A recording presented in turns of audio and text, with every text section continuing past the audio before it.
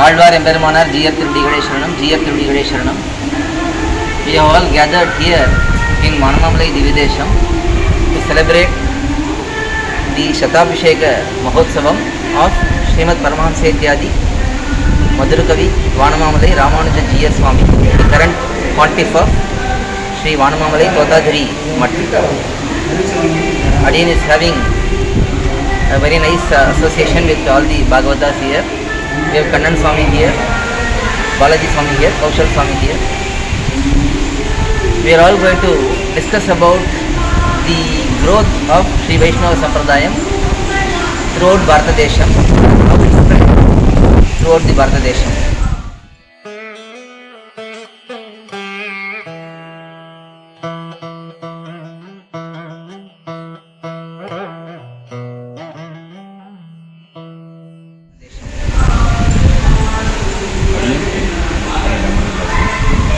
When we associate SrIvaishNavism, it is very deeply intertwined with the Tamil country because of the bOdhyantha and the importance of Tamil. However, Devi can elaborate how the SrIvaishNava sampradhAyam is spread throughout our Bharatadesham, because we see a lot of Mahants also visiting here from northern parts of India. Devi can elaborate on that, how our sampradhAyam has spread out. If we see our sampradhAyam, SrIvaishNava sampradhAyam is Sanatana Dharma. It is present since time immemorial. It is not something which was started at a particular time period. Any matam or any sampradhayam will have a starting date, when it was started, who started it, and so on. But our SrIvaishNava sampradhayam, Sanatana Dharma, is not like that. It has been there since time immemorial. Bhagavan is the first propagator of Sanatana Dharma. During every Mahasrishti, Bhagavan reveals Vedam to Brahma. And through Brahma, Vedam, Vedantam are all propagated. Rishis are the main propagators. They are the one who spread all the deep philosophical subjects through their realization and through their teachings. So initially, if we look at the sages, the rishis, mainly in our sampradhayam we celebrate Parashara Bhagavan, Parashara Rishi, Vedavyasa Bhagavan, Vedavyasa Rishi, and then Shaunaka Rishi is often glorified a lot. Among these, Parashara Rishi is the one who consolidated and composed Sri Vishnu Puranam. The Puranas are also works of Brahma originally. At different situations, different times, depending on the increase or the decrease of Sattva Gunam, Rajogunam and Tamagunam, Brahma gives 18 primary Puranas. Among those, 6 Puranas are considered to be Sattvika Puranas, 6 are Rajasika Puranas, and then 6 are Tamasika Puranas. These Puranas are subsequently propagated by certain rishis. Vishnu Puranam, Sri Vishnu Puranam is considered as most important one, and that was propagated by Parashara Rishi. As Maitreya Rishi probed Parashara Rishi with very interesting philosophical questions, Parashara Rishi answers explaining the nature of Bhagavan, nature of creation, what is samsara, how one gets liberated from samsara. All of these concepts are explained by Parashara Rishi in Sri Vishnu Puranam. And Vedavyasa Bhagavan is the one who gave Sri Bhagavatam, Mahabharata, and many other literature, especially Brahma Sutram, which is the epitome of Vedanta. It gives the deepest principles of Vedantam. In this manner, rishis were the main ones to propagate our sampradhAyam. Mainly, if we look back in the past, distant past, it is mainly focused on Vishnu Bhakti, accepting Vishnu's supremacy and having pure devotion towards Vishnu. That was the limit of sampradhAya back then. But then Alva's time came. Alvas appeared during the end of Dwapara Yuga and beginning of Kali Yuga, and that was the time where the deeper principles of Vedanta were composed in very easy to understand pasurams in Tamil language.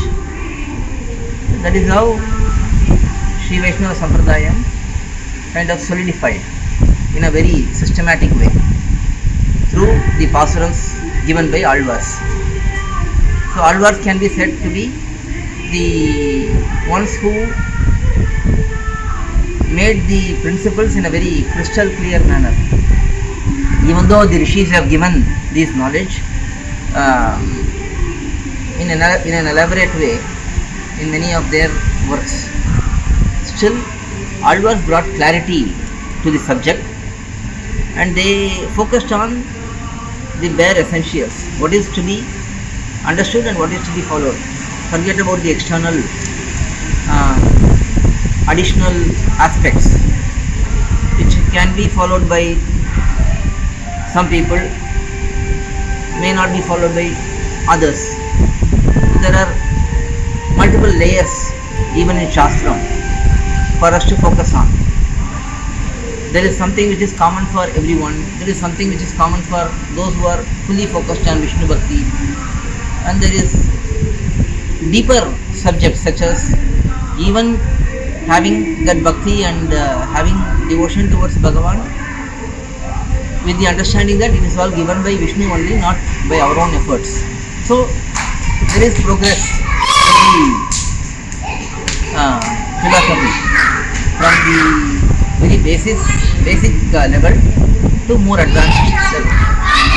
So as Alvas were focused on this pure devotion, giving importance to having this devotion only for the pleasure of Bhagavan, not for benefit for self. So this devotion towards Bhagavan can be done with the expectation of getting some wealth, getting some good health, getting some comfort in life, getting some luxury. So it varies from basic expectation to highest expectation, like going to Swargam and enjoying for a long time, and then realizing that even this enjoyment in Swargam is not permanent and it's not significant. So let's enjoy our own self, where the Atma is Anandamaya, Jnanamaya, and the Atma is which is very very dear to Bhagavan also. So understanding that and just enjoying that Atma. So multiple levels are there, and then finally when one goes beyond all of this, one understands that no, Atma is very very insignificant. Bhagavan is the Supreme Lord and Bhagavan has to be glorified. We are all servitors of Him and our existence is purely for His pleasure only. So this step by step progress is there. So Alvars were focusing on giving that highest principle of totally being surrendered to Bhagavan, totally serving Him for His pleasure only, not for our pleasure or our expectations. So that was the next level of propagation of Sanatana Dharma. Alvars were really in the mood of preaching to others. Just like rishis were also into preaching. They also went and taught to eager students. They brought up Jnanam, Bhakti, Vairagyam, all of these concepts and developed the same in the students who came to them and who were able to dedicate themselves and learn and practice these things. Subsequently, Alvars were also in the same mood, but Alvars were more advanced and more glorified, because unlike rishis who earned their place in the spiritual propagation by their own efforts, Alvars, unlike the rishis, were blessed by Bhagavan directly. That is called as Nirhetuka Kripa of Bhagavan, which fructified in Alvars. So their mood of propagation was sometimes curtailed by their deeper engrossment and involvement in Bhagavad Anubhavam. So when they are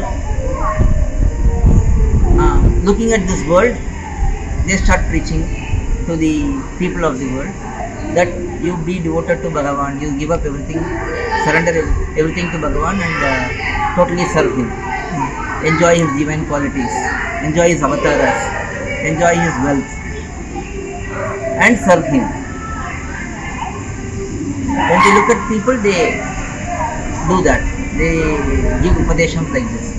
But when they think about Bhagavan, they snap that upadesham at once and then they fully go into that mode of enjoying Bhagavan, experiencing him, having different interactions with him in a mind level platform, having full experience about Bhagavan.